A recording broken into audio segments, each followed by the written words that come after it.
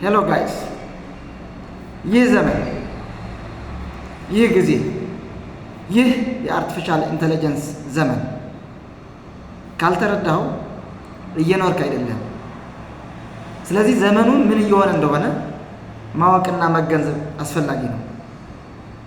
ዓለም የት እንደደረሰች ምን እየሆነች እንዳለች ካልተገነዘብክ በተለያዩ እስር ቤቶች ውስጥ መኖርህን ትቀጥላለህ። ስለዚህ ወንድሜ ድሮ መሀይም የሚባለው የማይጽፍና የማያነብ ሰው ነበር። አሁን ግን ዘመኑ ተቀይሯል። አዳዲስ መጽሐፍቶች ካላነበብክ፣ አዳዲስ እውቀቶች ካልሸመትክ፣ አዳዲስ ጥበቦች መገንዘብ ካልቻልክ፣ እንደ ዘመኑ መጓዝ መራመድ ካልቻልክ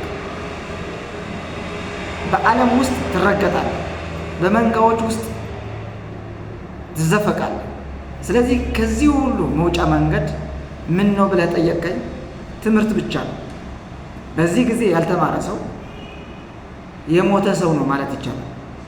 በዚህ አርቲፊሻል ኢንተለጀንስ የዓለም መረጃ፣ የዓለም ኢኮኖሚ ተጽዕኖ፣ የዓለም አጠቃላይ የስነ ልቦና ቀውስና ንቃተ ህሊና መረዳት የምትችለው በየቀኑ አዳዲስ ክህሎቶች፣ አዳዲስ እውቀቶች ባገኘህ ቁጥር ልክ ነው።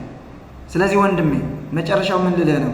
ይህ ቻናል የተከፈተው እንደዚህ አይነት ትምህርታዊ አዘል ይዘቶችን በማቅረብ የሰዎችን ንቃተ ህሊና በማስፋት ሰዎች ልባቸው እንዲያዩ፣ ዓለማቸው እንዲገነዘቡ፣ የመጡበት ዓላማ እንዲያውቁ፣ እንዲረዱ ለማስጨበጥ፣ ሰዎችን ለማገልገል፣ ችግሮችን ለመፍታት ትምህርታዊ አዘሎችን እና መልእክቶችን፣ መረጃዎችን ለመስጠት የተከፈተ ቻናል ነውና ይህ ቻናል ሰብስክራይብ በማድረግህ ትጠቀማለህ። ስለዚህ ወንድሜ ዛሬ አሁኑኑ ምን እየተማርክ ነው? ምን እየተገነዘብክ ነው? ዓለም ምን እየሆነች ነው? እንደነዚህ አይነቶች እውቀቶችና